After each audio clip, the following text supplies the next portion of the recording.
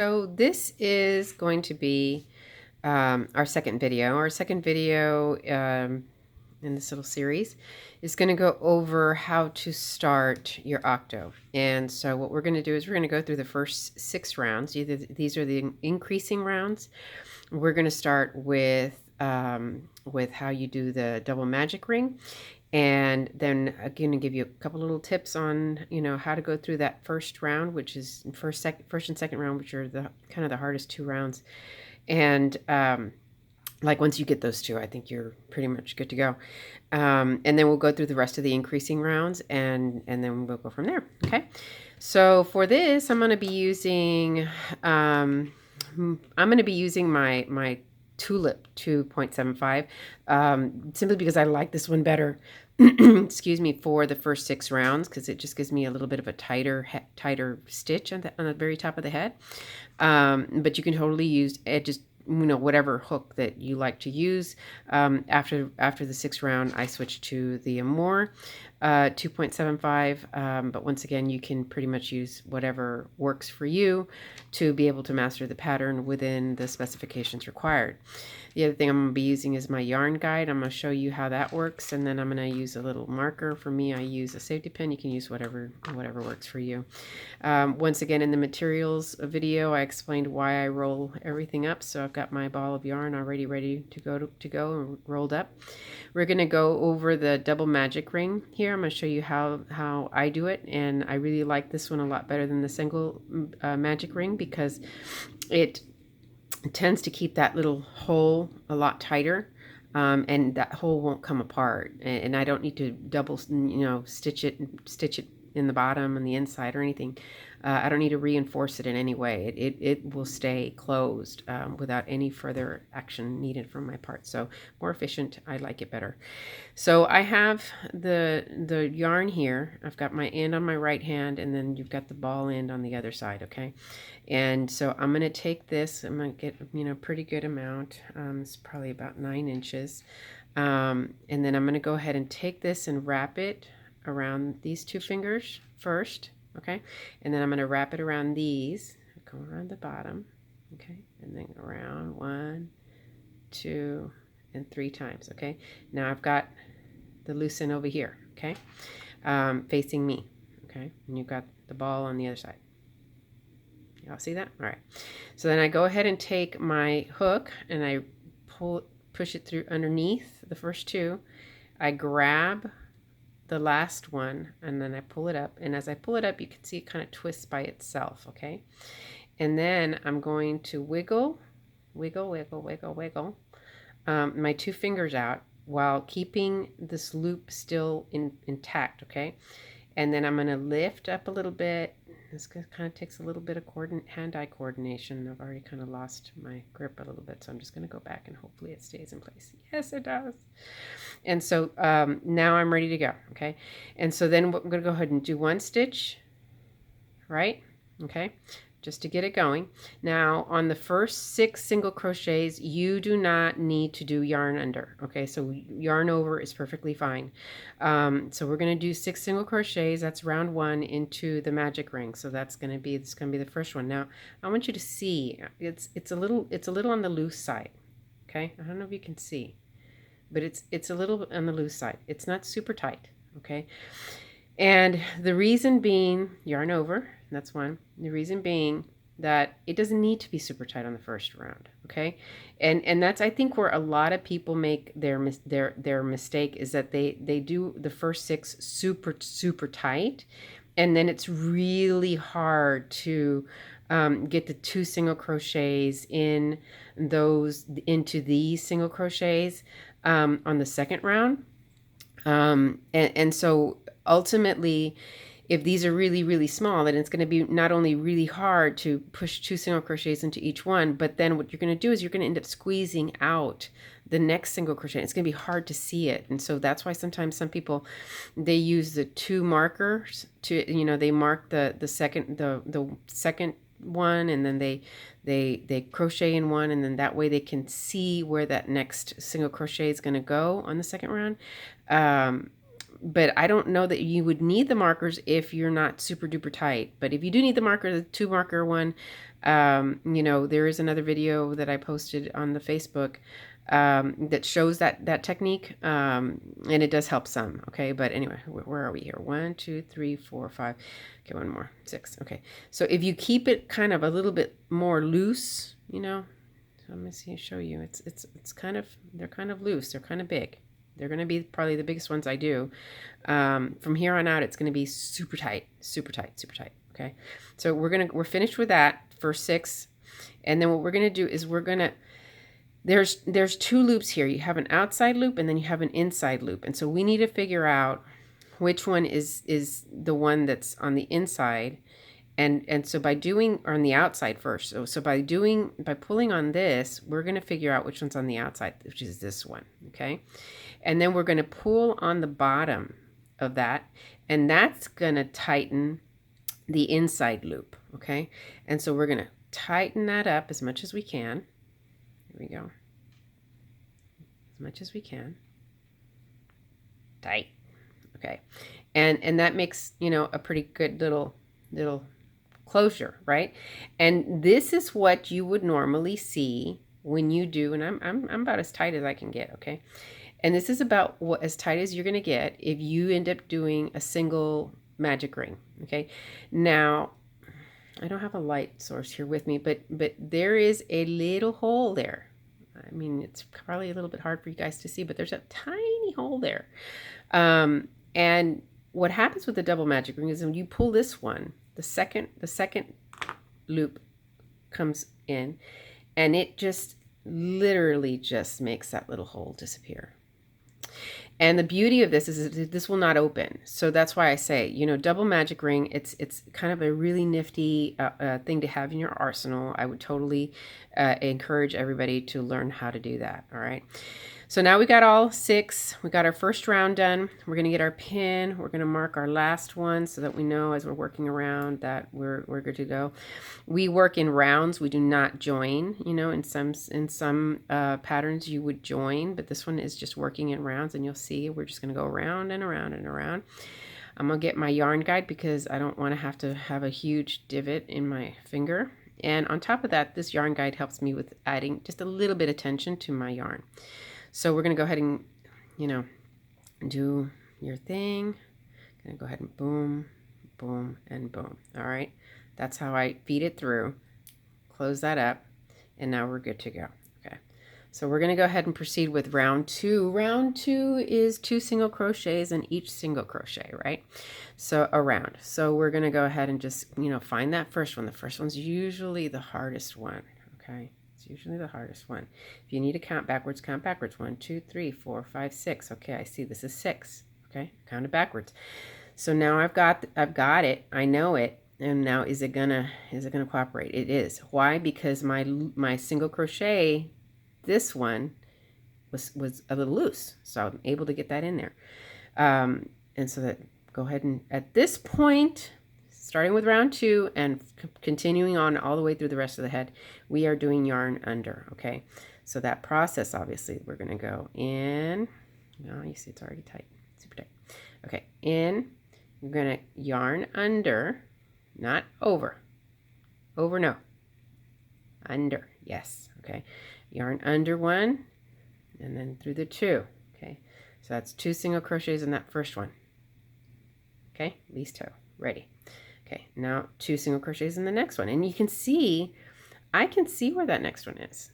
But if you can't, then by all means, get another marker, you know, whatever you can use. I mean, I got a paper clip here nearby, but whatever you can use, I can put a marker over here on that next one. If you're having a tough time figuring out where the next one is, you know, leave that one open that you're working on.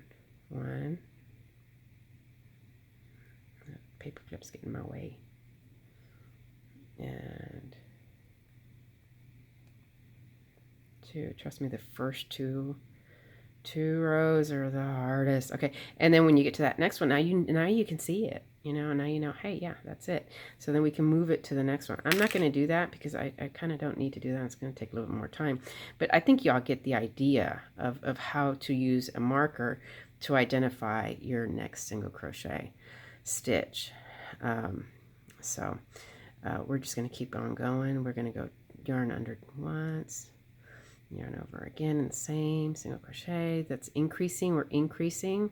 Why is it increasing? Because we're adding stitches to the row, so it's an increasing round or row, but this is increasing. So we are increasing, and we've got, you know, 2 in each. Now I'm down to the last one. This is number 6, so we're going to put the 2 in the 6th single crochet, 1, 6 stitch, 1 and 2. I hope I stay in camera, guys. All right, so now we've got 2 all the way around, and these now are tight. These are tight, okay? These are I don't know, you can kind of, I don't know, you can feel my tension through the camera, but you can feel the tension is definitely there. So how many stitches do you have? At the beginning, I recommend that you all count your stitches after each round to make sure that you didn't miss a stitch, because, you know, especially in the beginning, it's very easy to lose track. Okay, so how many should we have? Well, we had 6 to begin with, and we put 2 in each, so 6 times 2, do the math, 12. So 1, 2, 3, 4, 5, 6, 7, 8, 9, 10, 11, and 12. We're good to go. Okay. So now we're going to go on to round 3. Round 3 is another increasing round, but it's kind of spreading out the increase. So now, right now, we're doing 1 single crochet. It's super tight. 1 single crochet in that one, and 2 in the next one, and they are tight.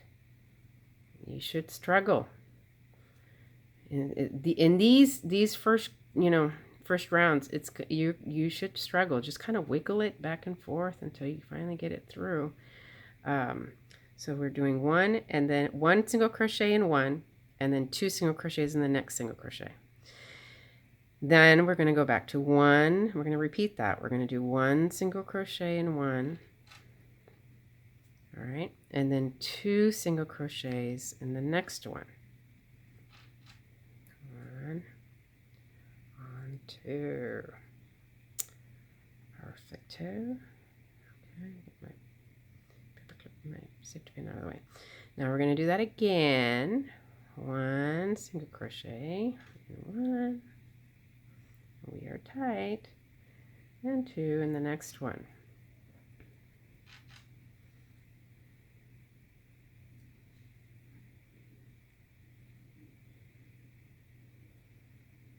Okay, and then 1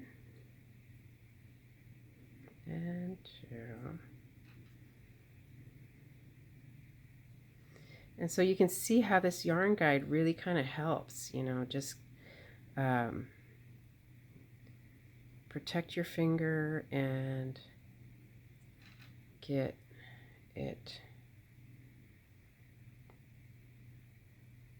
the tension just a little bit more. 1 and 2.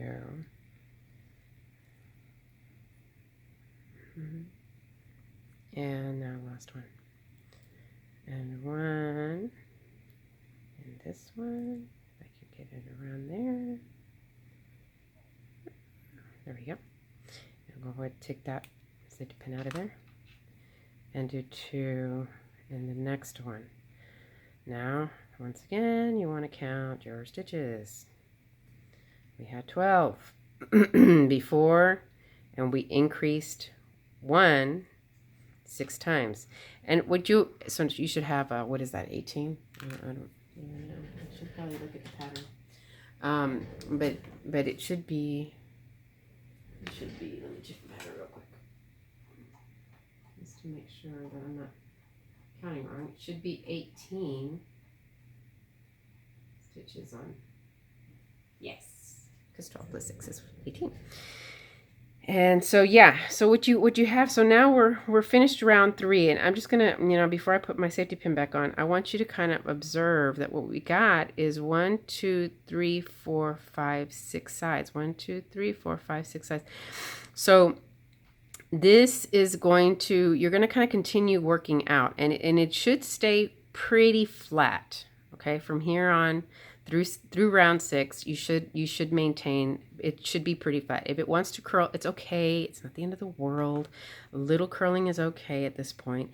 It will really curl at round 7. In round 7, that's when we're going to just do straight single crochet. We're not going to increase anymore. We're just going to go straight around, single crochets all the way around.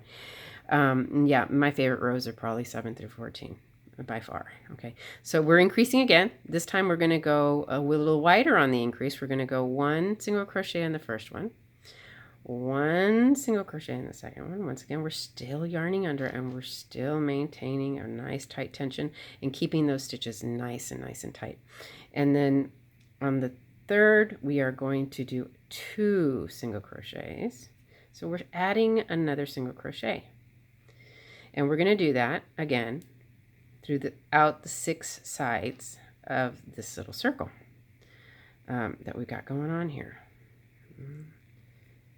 2, and then the 2 single crochets in the 1 single crochet. That's the increase right there. And we're going to do that again. 1 single crochet in 1. 1 single crochet in the next one, and then 1 single crochet and 2 in the next one. Okay, see? Alrighty, I think you get the idea. And you also should be getting the idea that at about this time you are going to find that it is getting easier. It'll be a little bit easier the bigger you go. It's definitely on the increasing, it's going to be a little tight on that second one where you're increasing. And the reason is that you've got 2 single crochets that we're kind of squeezed into that bottom one. And so the increasing one is generally going to be, where you're going to really need to kind of wiggle to get it in there.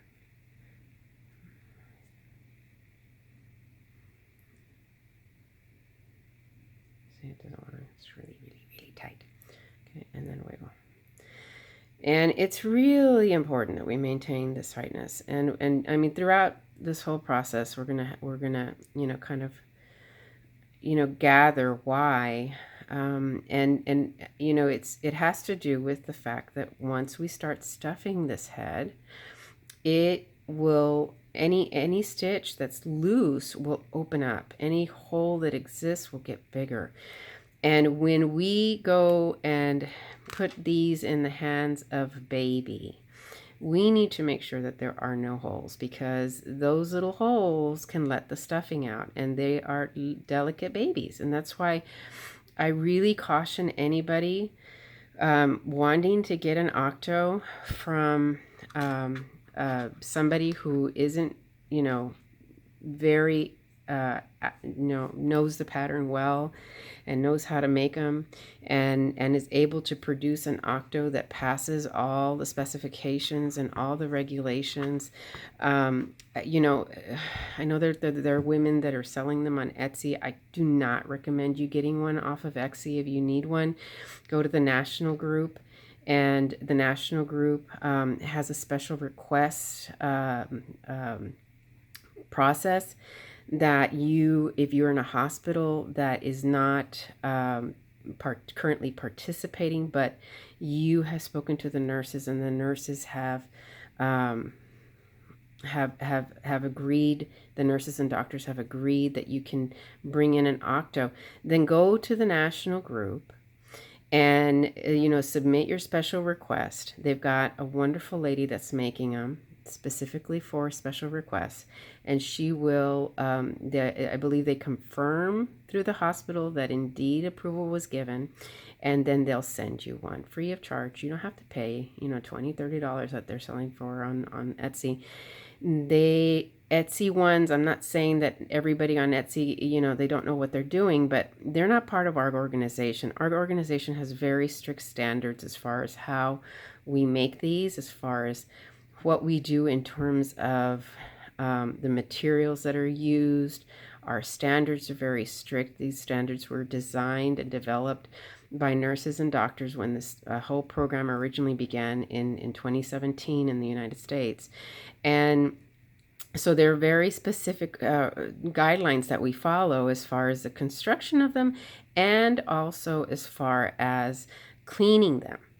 So, I would really, really, really discourage, going and getting one from some rogue person that's selling them on Etsy.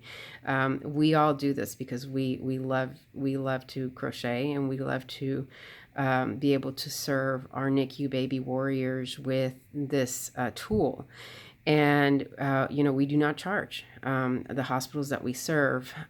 So there are ways for parents who are not in hospitals that have approved them to be able to get one. Okay, so I will say that much as I'm going around. We are on round. Let me see. 1, 2, 3, 4. This is round 5, which is 3 single crochets and then an increase, 2 single crochets in the next one. Okay. So fortunately, I think I've kept track as I've been chatting away about quality and making sure that babies receive an octo that is properly made. Super important, super important. So we are almost at the end of round 5. Is it 5? Yeah, 5. I pretty much, I see this and I can see where I'm supposed to put an increase. So I'm pretty sure we're on the right track. 2. And 3. And then take this puppy out of here and put the next 2 single crochets in the last one. Okay. Voila. Alrighty. And you can see that we are coming along with our shape. And it's curling a little bit. Okay, that's, like I said, if it curls a little bit, that's okay. Just as long as you don't see, a ton of holes. And I just held it up to the light and it looks good. It looks really, really good. So I think we're on the right track. Okay, now we are on to our last increasing, which is going to be 4 single crochets, or 1 single crochet in the next 4 single crochets.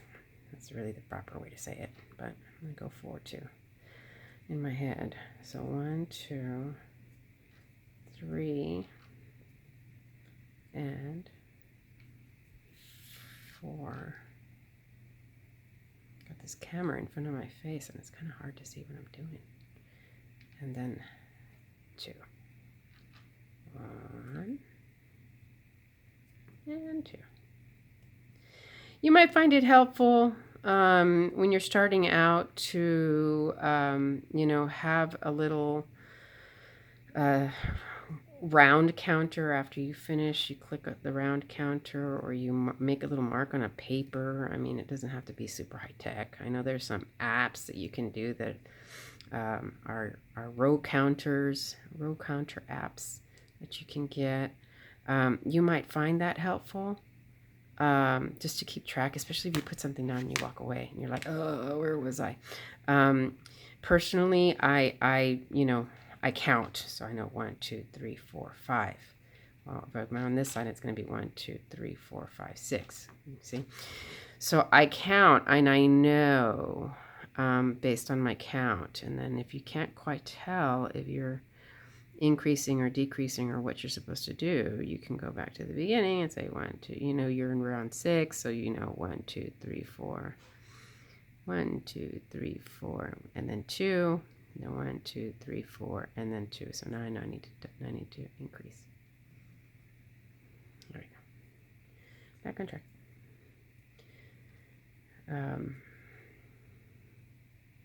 So yeah, so it might be helpful for some of y'all to keep track, especially at the beginning. I do feel like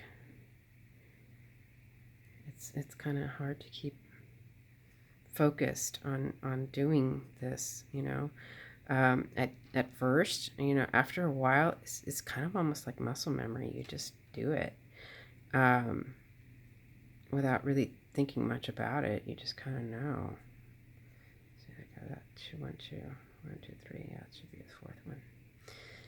And then, you know, seemingly by just looking at it, you can kind of tell, you know, where that increase is supposed to go. You got 6 rounds that you have to do this, right? This increasing. You know, I've been on now for about 25 minutes on this increasing. After that, all you're doing is just single crocheting all the way around. So then at that point, you know, you can, you know, especially at the beginning, at that point you can just, you know, put Netflix on and watch something or listen to an audiobook or whatever. But at the beginning, I would probably recommend that you kind of just focus on the first 6 rounds and not do multiple things at the same time, simply because you're just learning. And so it's going to be important that you're able to keep track of, you know, what you're doing. And where you are, because you can get lost, and you know, if you get lost and you have to undo everything, you have to start over, and golly, if you've already gotten through those first 2-3 rows, then you're kind of, you know, you kind of have it made. I mean, if at this point if at this point you're like this, you're then it would be a shame to have to undo everything that you've just done for the past 30 minutes. So I do tend on the first 6, even now, I try to just focus on this one thing. I'm talking at the same time, and I'm kind of getting afraid that I'm going to lose track. But normally I don't talk. I don't really, you know, interact. I just try to stay focused on the first 6 rows, just to get past these first 6. These are probably my least favorite rows right here. But once you do them, you're done. They're done. They're done. And then you get to play with the rounds 7 through 14, which are just so nice because you don't have to really, be concerned with, much other than just to make sure that you don't skip a stitch. But, frankly, at this point, everything's so tight that if you miss it, if you skip a stitch, chances are pretty good you're going to notice it right away. Because it's just such a clean looking product that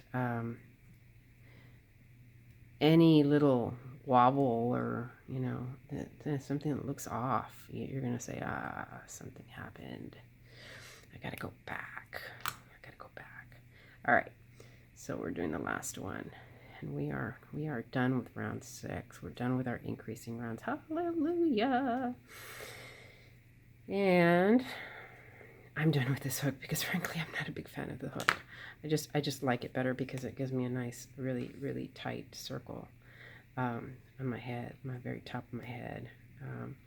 And I pull this way and I pull that way and I look to see. I'm going to put it up to the light and I'm going to look to see. I don't see any giant holes. Everything should be fine. I think we're going to be good. We're going to be good. Yeah, I think so. I don't know, but you never know. I mean, sometimes even I have holes that show up. All right, so this is the end of round 6. With the beginning of round 7, we're just going to do single crochets all the way down. And I'll start the next little segment of this series on that round. And what I do is I put my tail, and I'll go over that on the next video in more detail, but I put my tail right here and then I crochet over it, and then from now on this tail marks the beginning of the round, and I stop using this. You can continue using your marker by all means, but I won't be using it from here on out. But okay, so that's the second video, and that gets us through round 6. How about that? Super easy.